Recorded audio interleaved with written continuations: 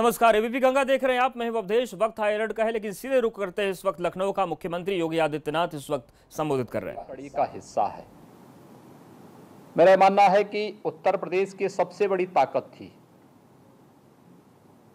और इस ताकत का ही परिणाम था कि जब 1947 में देश आज़ाद हुआ था तब उत्तर प्रदेश की प्रति व्यक्ति आय एक राष्ट्रीय प्रति आय के ज़्यादा थी, लेकिन हमने अपनी ताकत को पहचाना नहीं और धीरे धीरे करके जो हमारा पोटेंशियल था, जो हमारी ताकत थी, जब वो ताकत कहीं ना कहीं नज़रअंदाज हुई या उसको कम करके आंकने का प्रयास हुआ तो उसकी कीमत हम लोगों ने किस रूप में चुकाई कि 2015-16 तक आते आते उत्तर प्रदेश की प्रति व्यक्ति आय राष्ट्रीय औसत के लगभग 1/3 पे आके ठहर गया। मैं अपनी इस पूरी टीम को बधाई देता हूं जिन्होंने पिछले 3-3.5 वर्षों के अंदर मेहनत करते हुए आज उत्तर प्रदेश की प्रति व्यक्ति आय को बढ़ोतरी करने में काफ़ी मदद की है और आज यह देश की औसत आय के आधे से अधिक पर पहुंच चुका है और मेरा ये मानना है कि हम 5 वर्ष में नेशनल एवरेज के बराबर होंगे। इसमें सबसे बड़ा जो भूमिका है वह हमारे एमएसएमई सेक्टर का रहा है। मुझे याद है जब हम लोगों ने वन डिस्ट्रिक्ट वन प्रोडक्ट की अपनी नीति को आगे बढ़ाया था, यह आज देश की एक यूनिक योजना बन चुकी है। हमने 2018 यानी जब 24 जनवरी 2018 को उत्तर प्रदेश का स्थापना दिवस हम लोगों ने मनाया था, तो उत्तर प्रदेश के स्थापना दिवस में हम लोगों ने इसकी घोषणा की थी और 18 के बाद 2020 के यूनियन बजट में भी भारत सरकार ने वन डिस्ट्रिक्ट वन प्रोडक्ट के लिए धन की व्यवस्था की और अन्य राज्यों से कहा कि उत्तर प्रदेश की तर्ज पर अन्य राज्य भी अपने यहाँ के लोकल जो भी प्रोडक्ट है उसके बारे में, उसको प्रमोट करने के बारे में कुछ सोचें। और उत्तर प्रदेश में तो इस प्रकार की बहुत सारी चीज़ें हैं जिसको केवल लोकल ही नहीं, उसको ग्लोबल बनने की क्षमता उसमें है, लेकिन हम अपनी चीज़ों को समय के अनुसार उसको एक नए टेक्नोलॉजी के साथ, नई डिजाइन के साथ आगे बढ़ाने के बारे में प्रयास प्रारंभ तो करें। बहुत संभावनाएं हैं, बहुत पोटेंशियल है और हमें इस पे आगे कार्य करना चाहिए। और इस दिशा से आज एमएसएमई ई साथी पोर्टल भी लॉन्च हुआ है आप सबकी मदद करने के लिए। देखिए, लॉकडाउन है, लेकिन लॉकडाउन में टेक्नोलॉजी का उपयोग करते हुए कैसे बेहतर कार्य किया जा सकता है, या एमएसएमई और बैंकर्स कमेटी ने मिलकर के, एसएलबीसी ने मिलकर के जो तय किया, एक साथ 56,754 लाभार्थियों को लोन उन्हें ऑनलाइन ये सारी सुविधाएं उपलब्ध करा दी जा रही है। यानी अगर हम ये कहते हैं कि भीड़ लगाते, जगह जगह मेला लगाते, लोग बोलते लॉकडाउन को तोड़ रहे हैं, लेकिन बैंकों ने मिलकर के विभाग के साथ बेहतर समन्वय बनाया और ऑनलाइन जो व्यवस्था की उसके तहत 56,000 से ज़्यादा लोग एक साथ 2,002 करोड़ रुपए का लोन एक साथ प्राप्त कर रहे हैं। और ये 56,754 का मतलब 2 लाख लोगों को सीधे सीधे हम रोजगार देने की गारंटी इसके साथ ही जोड़ रहे हैं। मैं इसके लिए एमएसएमई विभाग को, विभाग के मंत्री को, विभाग के प्रमुख सचिव को, अपर मुख्य सचिव वित्त के साथ साथ अपने जितने भी हमारे यहाँ पर बैंकर्स कमेटी से जुड़े हुए पदाधिकारी हैं, इन सब को मैं हृदय से इसके लिए धन्यवाद देता हूँ, बधाई देता हूँ। निश्चित ही ये हमारी एक ताकत है और इस ताकत को मैंने तब महसूस किया जब मुझे वन डिस्ट्रिक्ट वन प्रोडक्ट के कार्यों की मैपिंग की दृष्टि से अलग अलग जनपदों में जाने का अवसर प्राप्त हुआ था। जब मैं भदोही में गया तो वह एक उपेक्षित क्षेत्र था, लेकिन भदोही की कालीन आज 4,000 करोड़ रुपए से अधिक की कालीन एक्सपोर्ट होती है। मैं मुरादाबाद में गया, वहाँ पर ब्रास की जो आइटम थी वह पहले उपेक्षित अपने को महसूस कर रही थी, आज 6,000 करोड़ रुपए से अधिक का ब्रास के आइटम एक्सपोर्ट होते हैं। ऐसे ही फिरोजाबाद में ग्लास की आइटम है, कन्नौज का इत्र है, या फिर अलग अलग जगह पर अलग अलग प्रकार की आइटम है। मेरा मानना है कि हमें इस समय के अनुरूप सोचने की ताकत विकसित करनी पड़ेगी।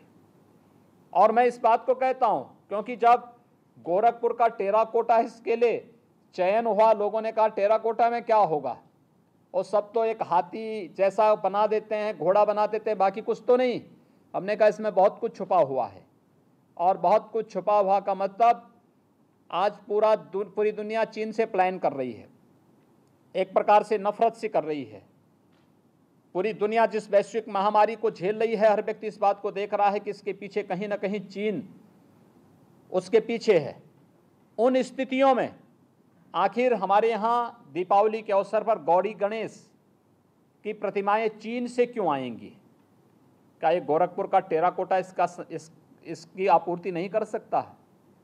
क्या हम उनको डिजाइन दे देंगे और उस डिजाइन के माध्यम से वह अगर उसको देंगे तो बेहतर, चीन से बेहतर प्रोडक्ट देने की क्षमता उनके पास है। हम लोगों ने जब पहला दीपोत्सव का कार्यक्रम अयोध्या में किया था तो उस कार्यक्रम में 51,000 दीपक हम लोगों ने प्रज्वलित किए थे। 51,000 मिट्टी के दीपक मंगाने के लिए हम लोगों को पूरा उत्तर प्रदेश में ढूंढने पड़े थे, तब हमें 51,000 दीपक मिल पाए थे। और विगत वर्ष हम लोगों ने 5,51,000 दीपक जलाए थे, सभी अयोध्या में बने थे। अयोध्या के ही हमारे माटी कला बोर्ड से जुड़े हुए उद्यमी थे, उन्होंने बनाए थे, और सभी लोग इस बात के लिए खुश थे कि इसके कारण उनको रोजगार मिला है। और रोजगार के साथ साथ गांव के तालाब भी इसी बहाने साफ हो गए जल संरक्षण की दृष्टि से, जिससे लोगों को हम लोग मिट्टी कुम्हारों को फ्री में उपलब्ध करा रहे थे। वे उससे मिट्टी के उत्पाद बना रहे थे, दीपक बना रहे थे या अन्य उत्पाद बना रहे थे। साथ साथ गांव के तालाब की मिट्टी निकाल कर लेते थे तो वह तालाब फिर से तैयार होता था जल संरक्षण के लिए। ये यानी कार्य भी हमारा हो जा रहा है। अन्यथा मिट्टी निकालने के लिए पैसा अलग खर्च करो और फिर उस मिट्टी को हम फेंकते थे, हर साल वो मिट्टी वहीं बह करके निकल जाती थी। लेकिन एक साथ हम लोगों ने दोनों चीज़ों का कार्य किया। ऐसे ही हर एक संभावनाएं हैं दुनिया के अंदर। बांसुरी जो बजती है, ये बांसुरी कहीं और नहीं बनती है, उत्तर प्रदेश के पीलीभीत में बनती है। ये ढोलक दुनिया के अंदर कहीं नहीं बनता, ये उत्तर प्रदेश के अमरोहा में बनता है। हमने उसको पहचानने की ताकत हमारे पास होनी चाहिए और हम लोगों को उसको नए सिरे से आगे बढ़ा करके हम लोग अगर उसको प्रोत्साहित कर लें तो बहुत बड़ा कार्य होगा। ये संभावना उत्तर प्रदेश के अंदर है और मुझे प्रसन्नता है कि इस बार तो गोरखपुर के टेराकोटा को के जीआई प्रोडक्ट में उसको शामिल किया गया है। ये अपने आप में उसको एक बौद्धिक संपदा का अधिकार उसे प्राप्त होने के बाद वह वैश्विक मान्यता उसे प्राप्त होगी। ये एक एक करके उत्तर प्रदेश के एक एक प्रोडक्ट को इसी प्रकार से हम लोग बौद्धिक संपदा के दायरे में ला करके उसे प्रोत्साहित करने का प्रयास कर रहे हैं और उसको वैश्विक मान्यता देने का प्रयास कर रहे हैं। ये उत्तर प्रदेश के लिए एक अवसर है। जब एमएसएमई सेक्टर के लिए कल इतना भारी भरकम पैकेज घोषित हुआ है, उसका सबसे बड़ा हिस्सा उत्तर प्रदेश में आना चाहिए। ये मैं सबसे पहले आह्वान करूंगा एमएसएमई विभाग को भी और अपने एसएलबीसी से जुड़े हुए हमारे जितने भी यहाँ पे पदाधिकारी और विभिन्न बैंकर्स कमेटी से जुड़े हुए हमारे महाप्रबंधकगण आए, उन सबसे मेरा अनुरोध होगा कि हमारा प्रयास हो कि उत्तर प्रदेश का एमएसएमई सेक्टर इसका सबसे बड़े पार्ट को लेकर के लाभान्वित हो और उत्तर प्रदेश में हम रोजगार की इतनी संभावनाओं को विकसित करें। क्योंकि मेरा मानना है कि अभी हमारे पास जो माइग्रेंट लेबर आ रही हैं लगभग 12 लाख के आसपास आ चुकी हैं और मेरा ये मानना है कि 10 लाख के आसपास और आने वाली हैं। 20 से लेके 25 लाख तक ये माइग्रेंट लेबर उत्तर प्रदेश में आएंगी। हम इनकी स्किलिंग कर रहे हैं। अब आश्चर्य करेंगे, स्किलिंग में जो तथ्य हमारे सामने आए हैं अब तक, यानी इसमें ड्राइवर भी हैं, इसमें टेलर भी हैं, इसमें प्लम्बर भी हैं, इसमें अलग अलग राजमिस्त्री भी हैं, इसमें अलग अलग क्षेत्र में कार्य करने वाले बहुत अच्छी स्किल के साथ कार्य करने वाले दक्ष जो जिसे आप कह सकते हैं वह हमारे पास उस प्रकार का मैन पावर हमें इस माइग्रेंट लेबर के माध्यम से प्राप्त हो रहा है, इन सब के लिए उसके अनुरूप कार्य करने के लिए उस प्रकार का मंच देना, और इसमें विश्वकर्मा श्रम सम्मान हमारा एक दूसरा कार्य योजना चल रही है। मेरा ये मानना है कि अकेले विश्वकर्मा श्रम सम्मान में हम लोग हर वर्ष 1.5 लाख लोगों को उत्तर प्रदेश के अंदर जो 15 हमने कैटेगरी तय की है, इस 15 कैटेगरी में हम लोग हर गांव के लोगों को जोड़ करके और इसमें बेहतर प्रदर्शन कर सकते हैं। 1.5 लाख के हिसाब से अगर हम प्रयास करेंगे तो बहुत बड़े मात्रा में रोजगार हम इसके माध्यम से भी सृजित कर सकते हैं। उनके लिए टूल किट उपलब्ध करवाना, उनका प्रशिक्षण देना, उनको बैंकों के साथ जोड़ना, और छोटी पूंजी लेंगे वे, कोई किसी को 10,000, किसी को 25,000, किसी को 50,000, किसी को 1.5 लाख, किसी को 2 लाख, इससे ज़्यादा पूंजी उनको नहीं चाहिए, क्योंकि टूल किट हम उन्हें फ्री में उपलब्ध कराएंगे और जो पैसा बैंक से वे लेंगे उसकी गारंटी सरकार लेगी, सरकार उसमें सहयोग करेगी। ये एक बड़ा कार्य इसमें हो सकता है। हम इसमें 1.5 से लेकर के 2 लाख लोगों को इसमें हर वर्ष नए रोजगार और नौकरी के साथ जोड़ने का कार्य कर सकते हैं। इसी प्रकार से मुख्यमंत्री युवा स्वरोजगार योजना और अन्य जो महत्वपूर्ण योजनाएं हम लोगों ने प्रदेश के अंदर प्रारंभ की हैं, इन योजनाओं को भी हम अगर एक साथ जोड़ लेंगे तो बहुत बड़ा कार्य हो सकता है।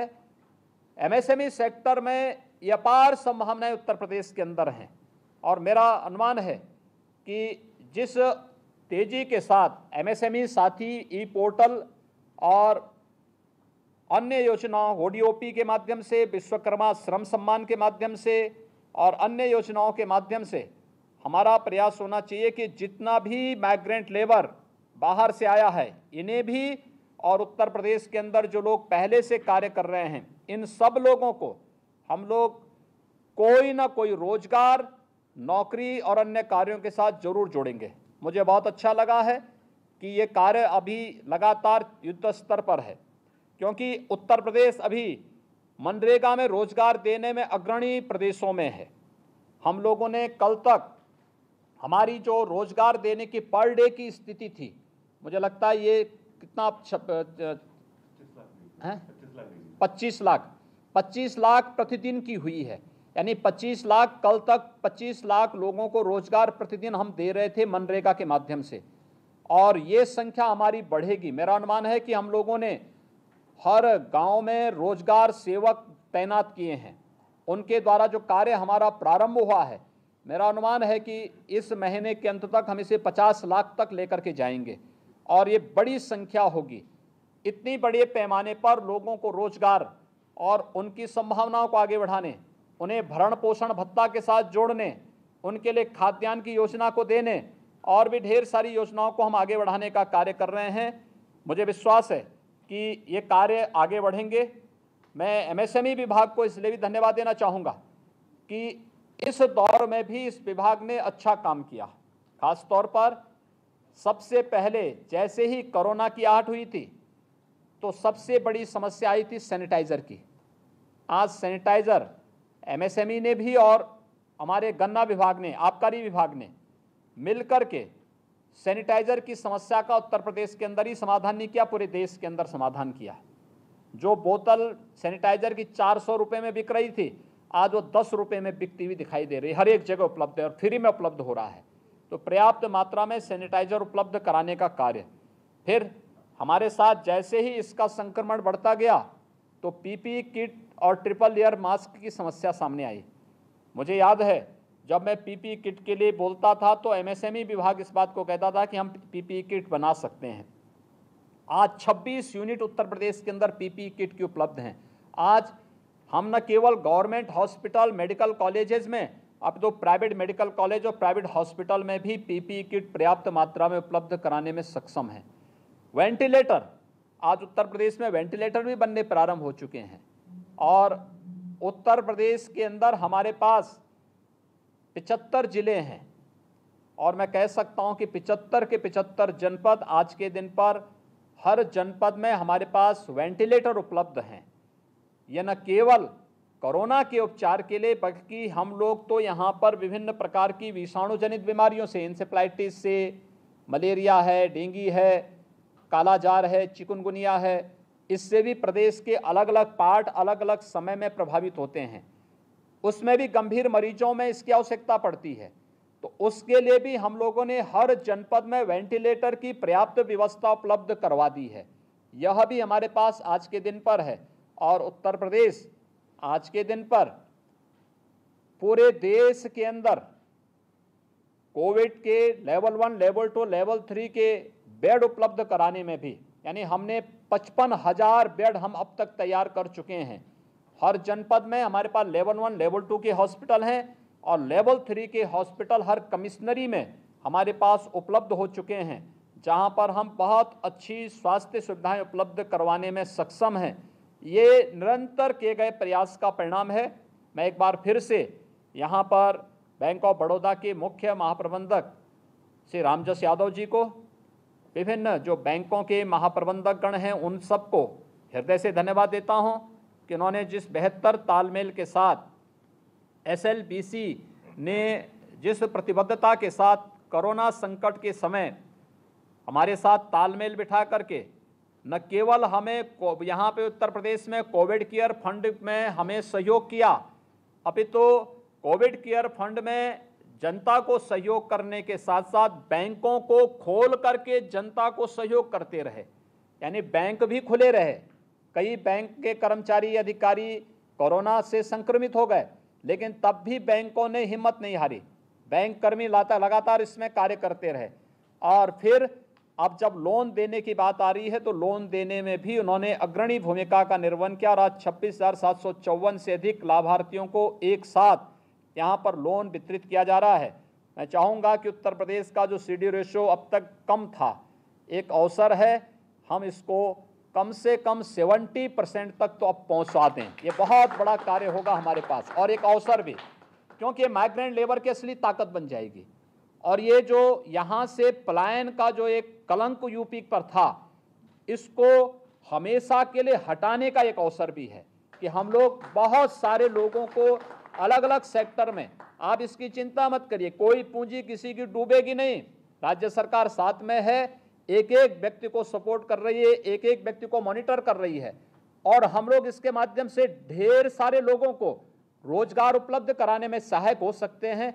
एक बड़ा कार्य इसमें हम लोग कर सकते हैं और इसको बढ़ाने का एक जो अवसर हमारे पास आया है, कम से कम ये जो प्रधानमंत्री जी के द्वारा जो पैकेज घोषित हुआ है 20 लाख करोड़ का, इसमें कल जो पैकेज माननीय वित्त मंत्री जी ने घोषित किया है, उत्तर प्रदेश का MSME सेक्टर इसका बहुत बड़े पार्ट को लेकर के उत्तर प्रदेश की इतनी बड़ी आबादी को इससे लाभान्वित कर सकता है। मैं एक बार फिर से विभाग को और सभी बैंकर्स को हृदय से धन्यवाद देता हूं, लाभार्थियों को बधाई देता हूं, अपनी शुभकामनाएं देता हूं और विश्वास व्यक्त करता हूं कि पूरी मजबूती के साथ आप लोग अपने हौसलों को मजबूत करते हुए कार्य करेंगे। आप सबके प्रति मेरी शुभकामनाएं। धन्यवाद। जय हिंद।